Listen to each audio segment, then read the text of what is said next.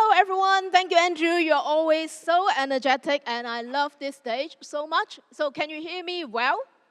Brilliant, brilliant. Thank you so much.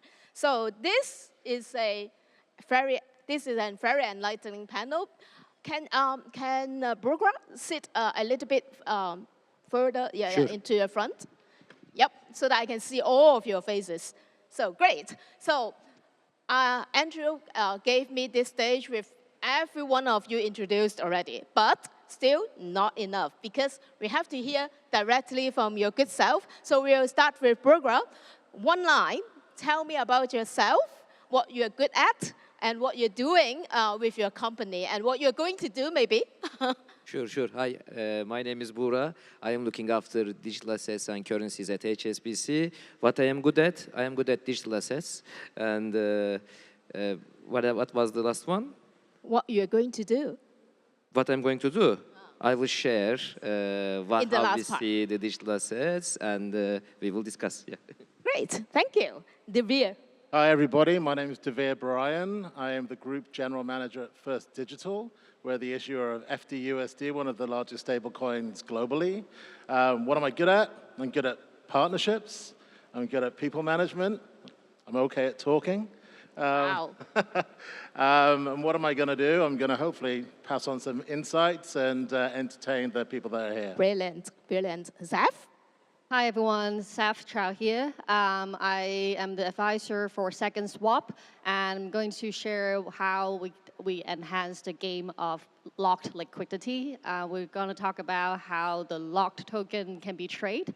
What I'm good at, I think, is partnership. I was with Animoca Brands before, same with the first speaker.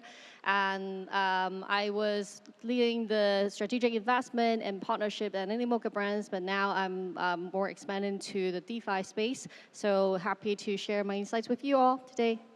Thank you. And Jonathan, you've been talking about yourself just now, but I will give you the chance. Thank you so much. I think you can tell we are good at crypto payment. And for myself, I'm good at, first of all, also partnership. It's great to be here with a lot of partnership experts. And I'm also good at listening. That's why I'm here to listen to you guys to talk about the topic and then to learn more. This is brilliant. So you know what? How long Hong Kong's history was in the past in building this city as of today? So somebody said 150 years. But listen. So have you heard of Song Dynasty has the wells, drinking water wells, that found back in year 2012. So that said, back in the 10th century or 14th century in the Song Dynasty, Hong Kong has been already a metropolis at that time. So these people, architects, building the pipes for the water, building also power cord for the electricity supply. And look at here, we have a panel for new city architects today. So can I have your hands together, give all these great speakers a round of applause? Because they are building the blocks using the codes, and now they're telling us how they revolution this Web3, also Fintech landscape. So I'll start with Burgra, because you are going to share with us the what together with the Devere. The why. What we talk about the why is like people need to feel, these apps or this transaction experience are really friendly and trustworthy. Then the massive adoption could be happened. So I would like, Burgra, do you start with your experience at HSBC? How you use this as your core mandates in renovating or innovating all this traditional banking and make the wallets like everyday banking today. Thank you. Yeah, thank you. This is a great question. And you shared some history with us. And the history of Hong Kong, actually, a significant part of it is HSBC, with over 160 years history, obviously. And with all of the latest technology and everything, what's happening, how does it reflect into everyday banking? Actually, Jonathan made a very good presentation, and you mentioned enabling crypto or digital assets in real life. So, and our mission is, of course, we are from all day, we are with our customers. So you start the day with some spending, maybe coffee, whatever. In the evening, you go for dinner, you spend. So how does it integrate into this? So I think one of the best examples for this is HSBC Gold Token. We have, I'm sure you've heard maybe on the news, digital bond, tokenized deposits, our CBDC work, our custody solution is coming and everything. But Gold Token is particularly for retail investors. It is part of your maybe savings, your daily or future plans or anything. So how does it work? I see some of the people in here are coming from overseas, so maybe I can briefly introduce. HSBC Gold Token is the first tokenized asset from a bank for retail investor. And each token represents fractional ownership in physical gold with a record of 1 of 1,000 troy ounce. By today's price, gold price was going up recently, but approximately it's around 3.65 USD, which would make around 30 Hong Kong dollar, approximately, one token. So if anyone wants to buy the token, the entry level is quite low. By doing that, of course, it reaches to wider audiences. And we didn't come up with like a random idea to tokenize gold. We looked at our customer research first. So we listened to our customers. Gold came out prominently in this customer research. Secondly, there are 4 gold clearers in the world, and one of them is HSBC. Gold is already our within our core business, and we are familiar with managing this asset. So when all of these came together, we decided to tokenize gold. So how about the everyday banking part? When we talked to our customers, they also shared some concerns about crypto or digital assets with us. What are they? We talk about, first of all, there are a lot of jargon going on. Wallet, key, seed, on-ramp, off-ramp, stablecoin, cryptocurrency, NFT, So people get confused. Even in our industry, some of the terminology gets confused. So first of all, lack of knowledge and makes them hesitant. Secondly, risk and security concerns. Because when you make a wrong transaction on chain, the result is catastrophic. There is no going back. There is no call center you can call or revert it back. So that's why we address these pain points with our experience design. So our customers don't need to worry about wallet address or keys or seeds or anything. We provide digital assets in their familiar setting, in existing mobile app, on existing online banking, in their familiar setting. And actually, if we look at the crypto ETFs today, there are a certain group of people choosing them over spot trading. Why? Because it is within their familiar setting. So I don't want to take more time because we have more. So that's how we see the integration into everyday banking. But thank you so much. Basically, you've been addressing how a traditional banking, 160-something years ago, now transforming into a digital banking, also digital access management. And Devere, you have both experience, and you've been working in more APAC role. So I would like you to address the trust layer of how you or your company been doing in transforming or make it more trustworthy for all these consumers to use your services for building their wealth. Thanks, Carrie. Well, if anybody knows anything about the history of First Digital, it actually started out as First Digital Trust. So at its core, at its essence and foundation, it's a trust company. And the common law trust gives confidence to the market that, if a trust, for whatever reason, were to go out of business, the government will automatically pass on those assets to another trust. So it's something that's perpetual, which is very unusual. So at the beginning of our journey, that was a very strong voice that we could give out to the market to trust FDUSD as their new stablecoin of choice. So that's how we manifested the trust message into the markets. How that's going to find its way into the APAC zone in particular, I think is going to be through some of the new regulatory environment and updates that we're seeing, right? Where everybody knows what's happening in Hong Kong. Well, hopefully everybody. You know, we have the new stablecoin ordinance here, and that's going to bring out great products like we've just spoken about earlier on with Animoca. But we're also seeing innovations in Japan. We're seeing innovations in Korea. We're seeing more and more countries take on an opportunity to regulate stablecoins, to deliver trust to their communities. So that's going to be a fundamental piece of building trust around stability within the infrastructure of stablecoin utility. And what we want to see in APAC, just like we want to see globally, is interoperability between countries.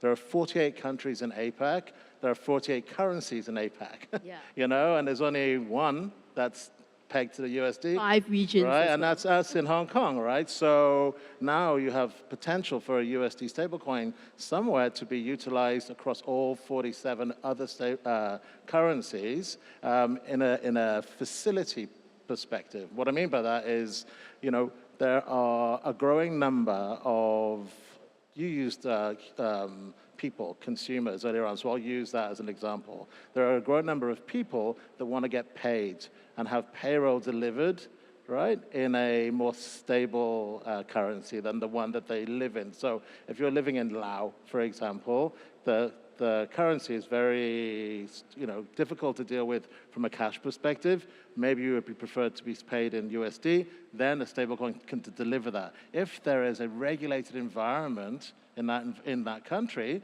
that will underpin that, then the whole country potentially could get paid in a more stable way. So Brilliant. things like this, I think, are going to bring utility and confidence into the market. That's brilliant because we need that to have more use cases that Seth and as well as Jonathan could address, especially how these use cases in value the illiquid assets and make it into a new revolutionized lending model so that we can have second market transactions as well. Seth, you are the expert, not just in Hong Kong, because you are also working in APAC, particularly Japan, the VIA has mentioned. Can you help us to appreciate this? Yes, definitely. So at Second Swap, we're turning the locked token tradable. What does that mean? So like there are a lot of circulating supply of tokens, but everyone is not looking at the token sitting aside locked. So as an investor, if any one of you are working for a VC, you know that if you got into a project early, you invest, and then there will be a cliff, maybe 12 months, and then there will be 4 years of vesting schedule, for example. Then for the investor, it takes 5 years in total to get all the tokens. And then during that time, the token is locked. So whatever the token is trading at, it doesn't concern you.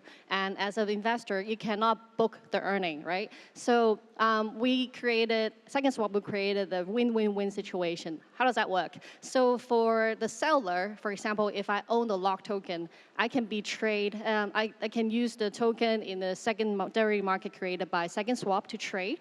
And for the buyer, maybe they will be family office, they take a long position of some of the trusted token. We're working with Solana, we're working with Alpha Launch. So if you're in a long position, you want to hold for a few years, you can maybe buy it at a discount price at the current market price and hold on to the locked token.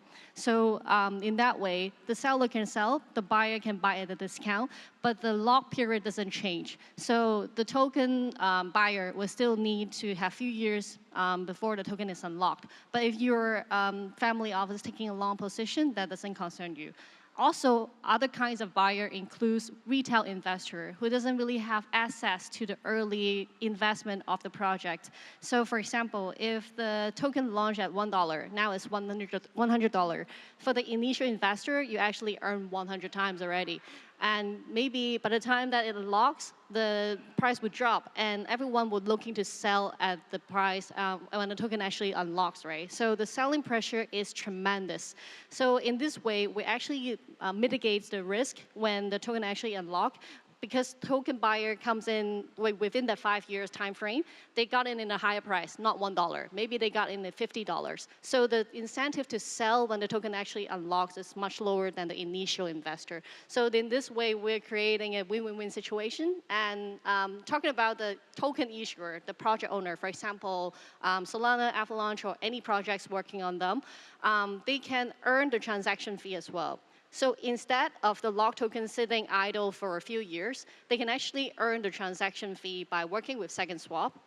Well, for every token being transacted during that time frame, they can actually earn the percentage from us as well. So we see it as a revolutionary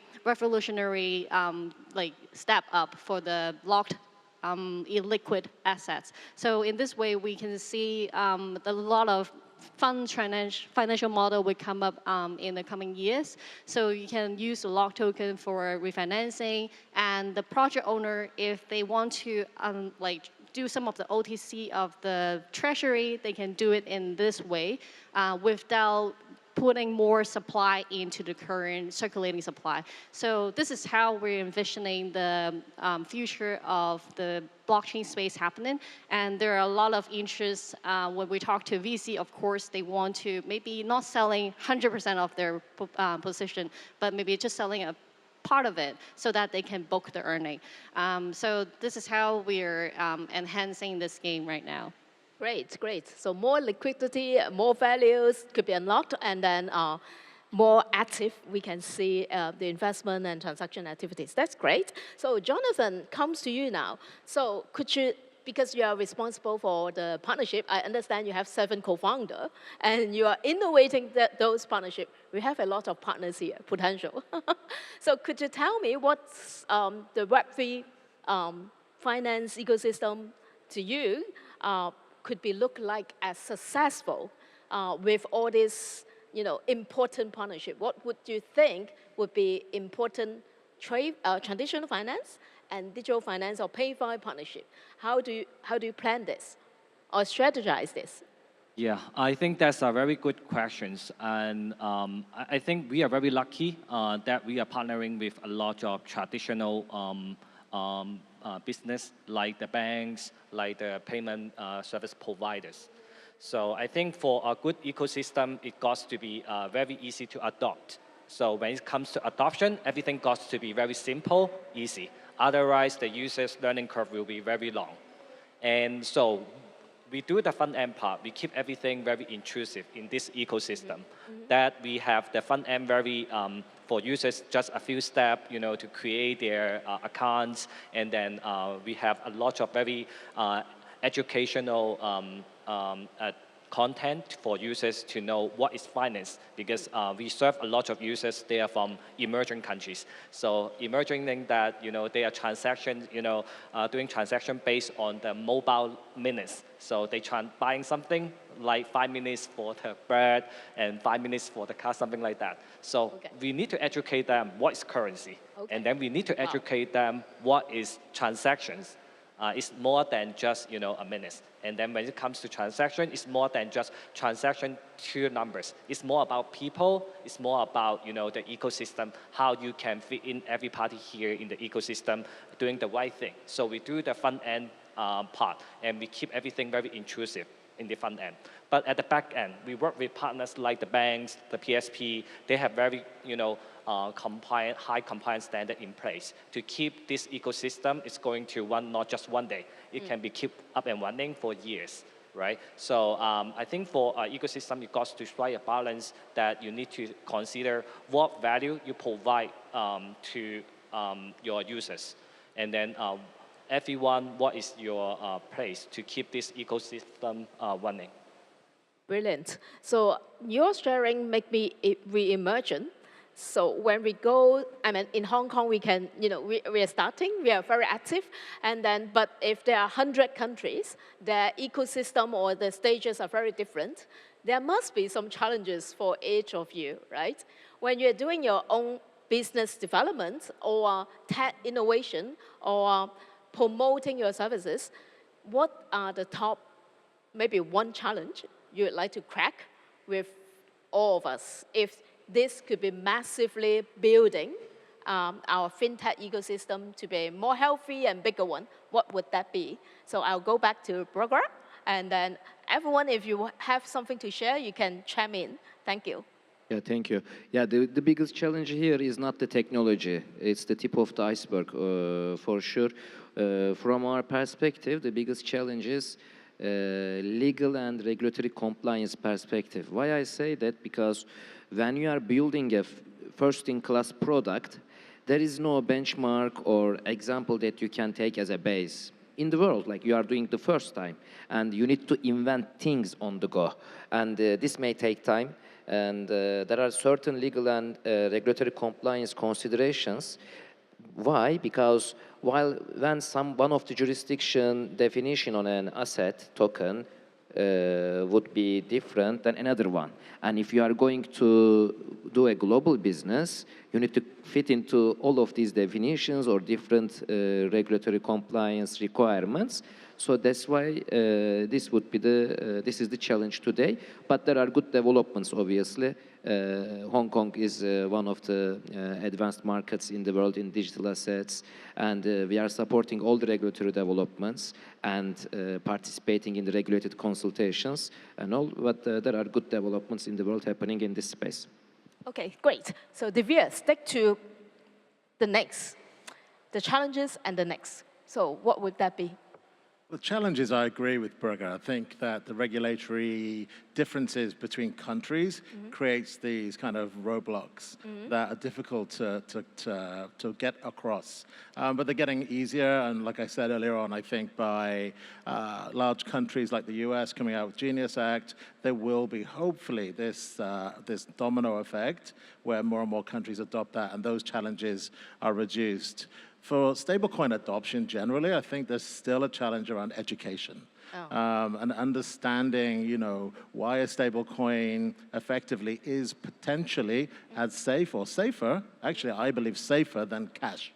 Yeah, and stable. and that's going to be something preference. to continue on the journey we move on. I think a big piece of that change will be coming from large technology and large enterprise utilization of stablecoin for normal payment usage. If you see larger and larger global companies adopting stablecoin, then the customers of those companies will also start to utilize, hopefully, the same stablecoin. So I think education is going to be a piece, and adoption through enterprise will be a huge part of that. So those stablecoin issuers that are focusing at the top of the pyramid, at the enterprise stage, those guys are going to be the early winners, and then the adopters will come up from the bottom up later.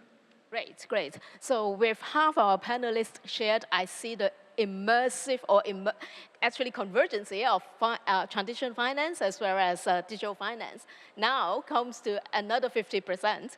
Let's grab that with your use case experience, the challenges and the next, because you've been sharing that you have different regions experience. I would like to particularly hear not regulated related issues, other issues. Can you come up with that? Yeah, absolutely. I totally agree that it's not the technology's hurdle. Basically, for us, we are creating something new in the DeFi space. So for the locked token trading, it has been happening in the OTC platform. So right now, you can go to a Telegram group, and then you can get your bid there. You can buy, and then that will be a lot of paperwork because they're literally transferring the investment document to your name. But by the time it actually unlocks, the token unlocks, you're not sure whether you received the token or not. It's like a bet. And a lot of time there will be a scam. So for us, we're creating something new for people. We have to educate people, back to the education point. This is a new way of trading. We interact directly with the protocol's smart contract. So it will be ensured that your token will be received when the token actually unlocked. So this kind of new model of trading is new even to DeFi people. And we are spending a lot of time trying to educate the market and trying to educate the protocol owners because we have to integrate with the smart contracts. So this is the main challenge that we are having right now. But once we pass that hurdle, we're getting adoption from the big foundations, like I mentioned, Solana, Avalanche, they're actually on our cap table as well. So with their support, support, we are going to like overcome this hurdle, and hopefully we will see the mass adoption this year. Great. So not technology, not the regulations, we have solutions, and then education, and you have education as well. So one thing different from their sharing, can you? Yes. It's getting to be more challenging. Yes, I think it's the communications. Wow. Yeah, for example. I studied communications as well. Yes. Because like Red.Pay, we have users in over 100 countries. So they are speaking different languages and they have different culture. And sometimes, for example, when people in Middle East, they have their religion and they don't understand the product. For example, just like you have the credit features. But in their religions, credit is banned, right? They cannot do anything regarding to the interest. And then we have our CS receiving a lot of concern from them, and then we got to take actions. And sometimes when a lot of people, they do not have finance knowledge, because there's a knowledge gap between the emerging countries and the well-developed countries. When we want to bring a banking service to them, they never understand why they need to put that much of information for them. They think that's kind of like Scam. Yes, scam. Not KYC, not AML. And there's privacy issue as well. So we need to educate them. Okay, we want to better serve you, and then we want you to understand this is a must for us to prepare you for better service, right? And then this will help the auditing, this will help the acceptance rates when it comes to payments, and also this will help you to have a better portfolio, and you can build it just from Red.Pay. And then we communicate with them. I think it takes a lot of efforts and patience, and then a lot of content generation to make them understand, okay, we are doing that with good intention, just like we want to bring the inclusion of finance. Yeah, again, back to the trust as well. Because if no education, not understand, not communicative enough, then we are not confident. Very good. So would you re-immersion, because we have just 5 minutes left for our sections, would you re-immersion in the next 5 years, let's say, because we are at the tip top of the wave, you are the windhead of everything.